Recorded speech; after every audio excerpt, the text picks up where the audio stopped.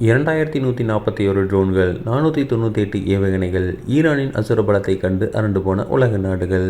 3ஆம் உலகப் போர் தொடங்கிவிட்டதா? மத்திய கிழக்கில் ஈரான் மற்றும் இஸ்ரேல் இடையிலான போர் தற்போது உச்சகட்டத்தை எட்டியுள்ளது. இன்று காலை முதல் ஈரான் நடத்திய தீவிரமான தாக்குதலில் அமெரிக்க போர்க்கப்பல்கள் கடலில் மூழ்கடிக்கப்பட்டதாக தகவல்கள் வெளியாகியுள்ளன.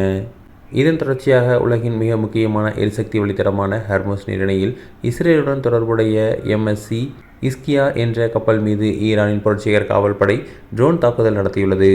இந்த தாக்குதலால் கப்பல் தீப்பற்றி எரிந்து வருவதோடு சர்வதேச கடல்சார் வர்த்தக பாதுகாப்பிற்கு மிகப்பெரிய அச்சுறுத்தலாக உருவாகியுள்ளது. இந்த தாக்குதல் சம்பவத்தை தொடர்ந்து சர்வதேச சந்தையில் கச்சா எண்ணெய் விலை அதிரடியாக உயர்ந்துள்ளது. WTI கச்சா எண்ணெய் 11.4% அதிகரித்து $111.5 பிரண்ட் கச்சா எண்ணெய் $109 மொத்தமாகிறது. ஹர்முஸ் நீரிணை வழியாகவே உலக நாடுகளான பெரும்பகுதி எண்ணெய் போக்குவரத்து நடைபெறுவதால் பகுதியில் நிலவும் பதற்றமான சூழ்நிலையில் உலக பொருளாதாரத்தில் பெரும் மந்த நிலையை உருவாக்கும் என நிபுணர்கள் எச்சரிக்கின்றனர். கப்பல் போக்குவரத்துக்கான காப்பீடு செலவுகள் மற்றும் பாதுகாப்பு இடர்பாடுகள் அதிகரித்துள்ளதால் எரிபொருள் விலை மேலும் உயர வாய்ப்புள்ளது. மறுபுறம் இஸ்ரேல் மற்றும் ஐக்கிய அரபு எமிரேட்ஸ் மீது ஈரான் இடைவிடாத ஏவுகணை தாக்குதல்களை நடத்தி வருகிறது. இன்று மட்டும் 23 பாலிஸ்டிக் ஏவுகணைகள் மற்றும் 56 ட்ரோன்களை ஐக்கிய அரபு எமிரேட்ஸ் தடுத்து நிறுத்தியுள்ளதாக அந்த நாட்டு பாதுகாப்பு அமைச்சகம் தெரிவித்துள்ளது. போர் தொடங்கியதிலிருந்து இதுவரை ஆயிரக்கணக்கான ட்ரோன்கள் மற்றும் ஏவுகணைகளை ஈரான் ஏவியுள்ள நிலையில் இஸ்ரேலின் வான் பாதுகாப்பு அமைப்புகள் அவற்றை எதிர்கொள்ள தீவிரமாக போராடி வருகின்றன.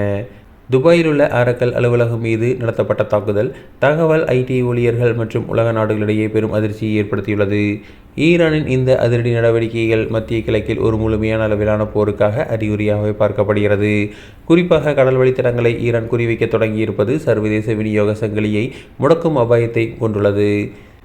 அமெரிக்க மற்றும் இஸ்ரேலின் பதிலடி நடவடிக்கைகள் எவ்வாறு அமையப்போகிறது என்பதை பொறுத்தே இந்த பிராந்தியத்தின் எதிர்காலம் அமையும்.